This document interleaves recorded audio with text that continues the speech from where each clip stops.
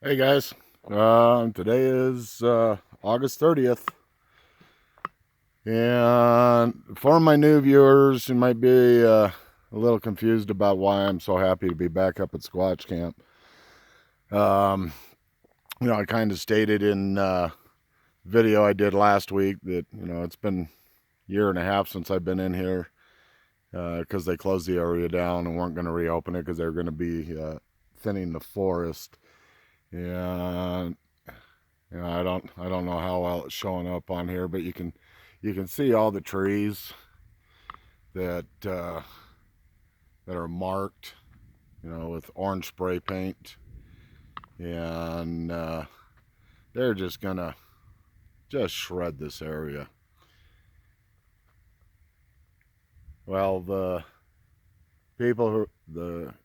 company that was going to buy the trees backed out of it, and they can't get anybody to buy them, so they opened it back up to the general public, and so now back to almost 100% natural beauty of the forest, other than, all the graffiti that the Forest Service put out here. Hey, let's protect the forest.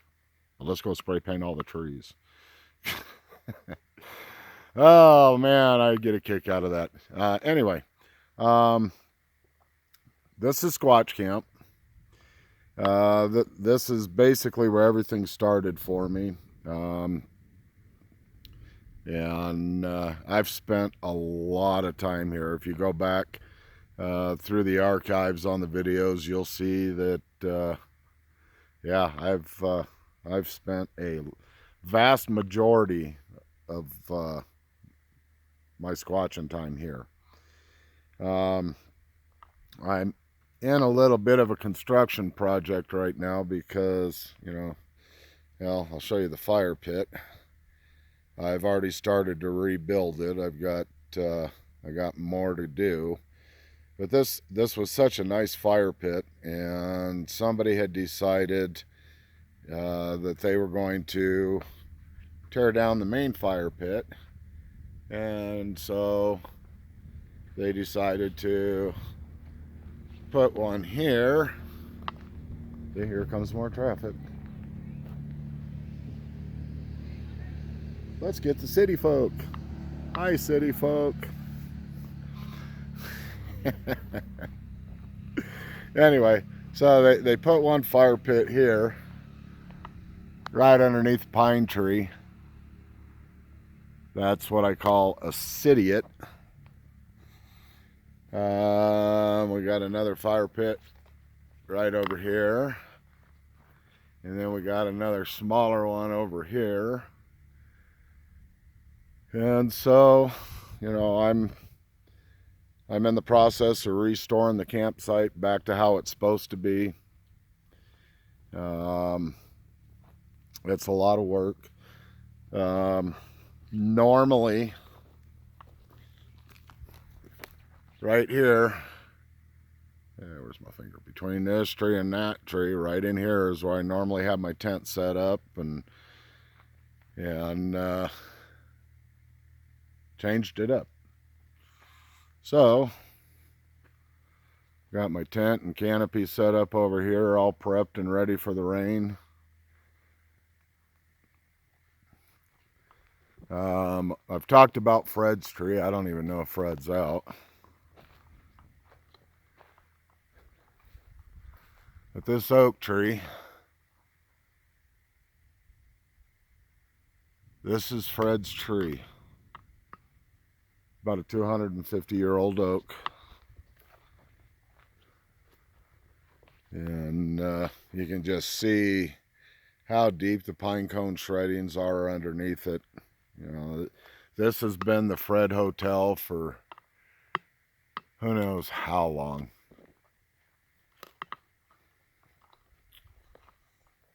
Yeah, I leave him peanuts and stuff right down there. Looks like he's got them.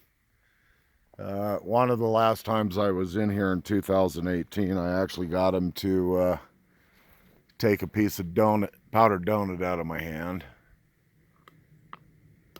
But Fred's just a tree squirrel,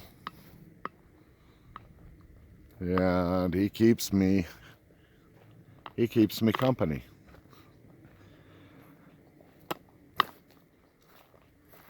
I did the video about Squatch Valley. Squatch Valley is back this way, and a couple hundred, probably 300-400 yards down to the bottom of it.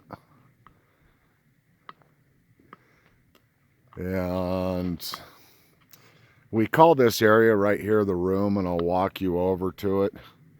But typically the forest people, they come from back this direction and they come into what we call the room.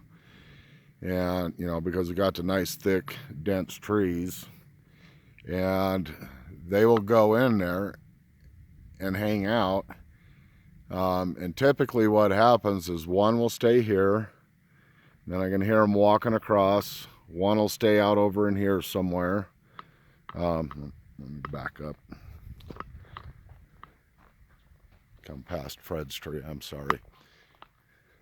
But it typically will hang out over in this group of dense trees, occasionally right in here. Over across the 2-track road, over in that area, another one will be. And Indy usually stays back here, or he'll stay, sorry, I know I move fast, or he'll stay over here. Indy is the alpha. His footprint is 10.5 inches across at the toes and at least 23 inches in length. And I did see him one time, and I did a video about that. And you know, it was a nighttime sighting, and it was about a second, maybe a second and a half. You know, I just saw him walk by, and in excess of probably 11 foot from the front of his chest to his back, because it was a side profile I got, was probably 3 feet thick. And big dude. But in Indy's family, the last time I was up here, there was 8 of them. They had just had a young one, you know, a newborn, which stayed away from camp with mama. But this is the room. This is another little camp spot. And I actually was going to set up in here for this trip, but at the last minute, I decided not to. So we'll see if maybe a couple of the grandkids will want to set up a tent back here and have their own experiences. That you know, from where we sit, you know, they can come right in here. Here, I'm gonna extend this up. Yeah, that's about 10 feet in the air right now. Yeah, so they can just come back here and observe the camp, and, you know, without breaking cover too much. Yeah, they can just sit in here, and you know, and I'm sure most campers that come in here have absolutely no clue what's going on in here. And that's fine. I didn't have a clue what was going on in here either until I did. But anyway, so that's the room. I'm just kind of walking you guys around through here. And this is kind of the path that they take when they come around the camp. You know, because they've got, you know, especially when it's dark out with the trees and everything, it's, you know, it's pretty easy to stay concealed.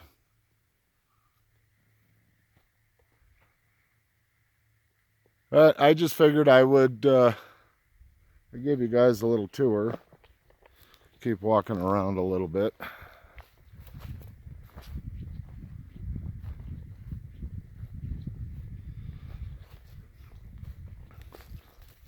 bring you over here to where I saw the Juvenile.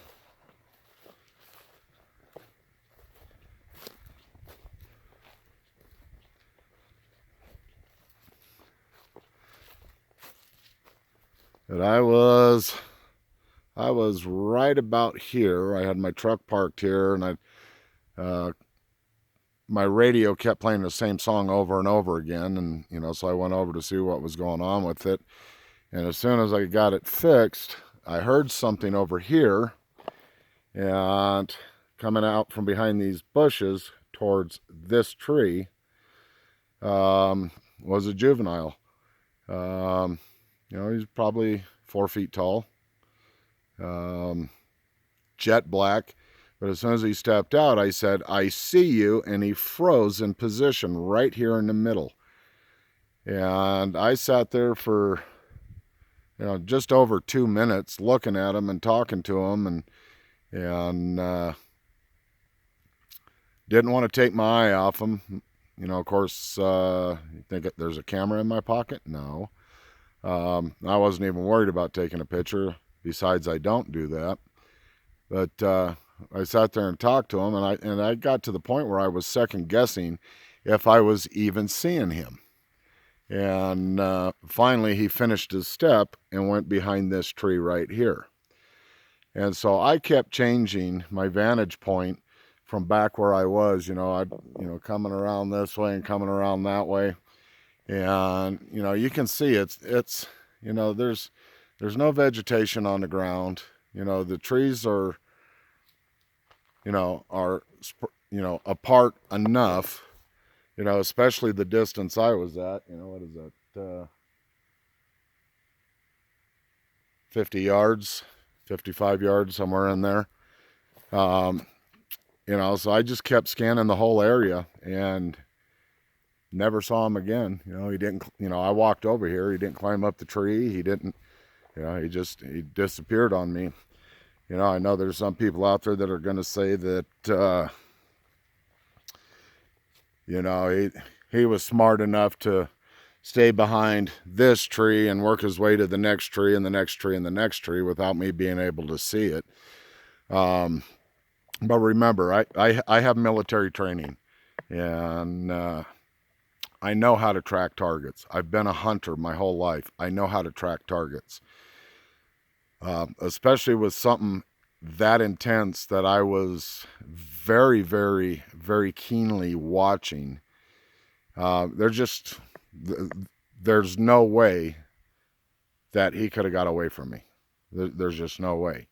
And after I've seen him vanish in front of my eyes over at Hilltop 91, I'm sure that that's what that little one did. The people out there, they can't do that. Yeah, well, yes, they can. Oh,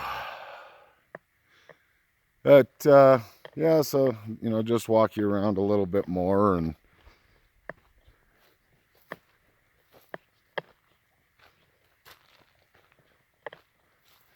just get a feel for the place.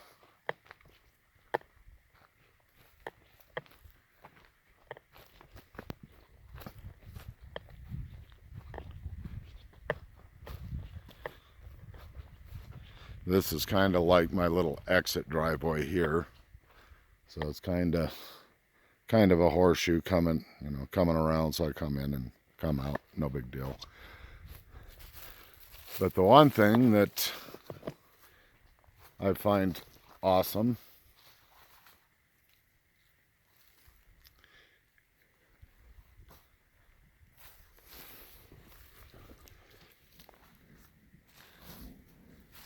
you are getting sleepy.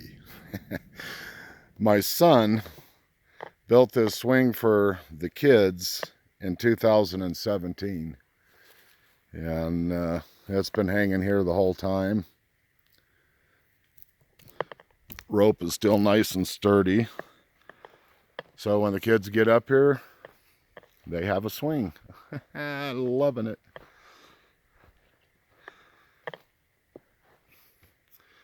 Right down the road over here, Chuck and I had a trackway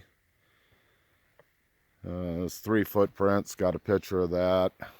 You know.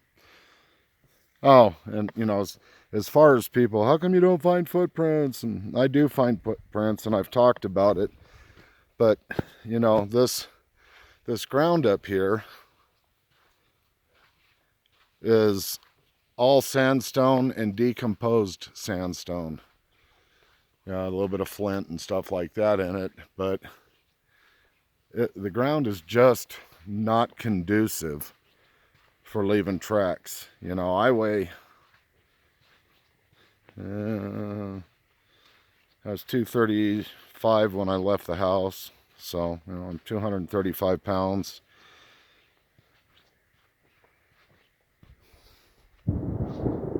Oh, yeehaw. You see any of my tracks anywhere? And I was walking in the softest part.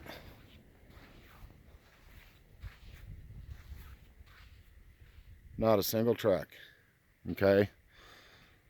Yes, I know they weigh a hell of a lot more than I do, but it's, you know, it's still the same effect. You know, this ground is very hard, it's very compact, and not conducive for leaving tracks. So there you go. But yes, I do find them. I do have pictures of them.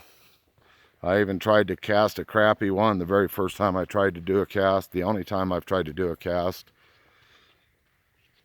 And I didn't mix up enough stuff, and so I only got from the heel up to about the just past the mid-dorsal break.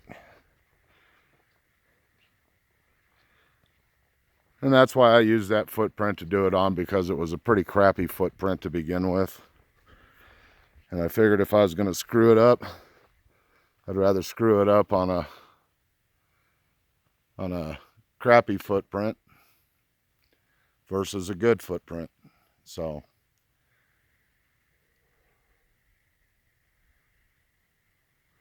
but anyway, this is Squatch Camp, folks.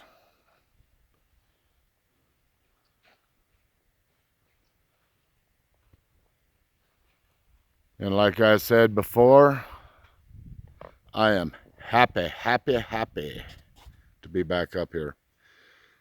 Love you guys. Peace out.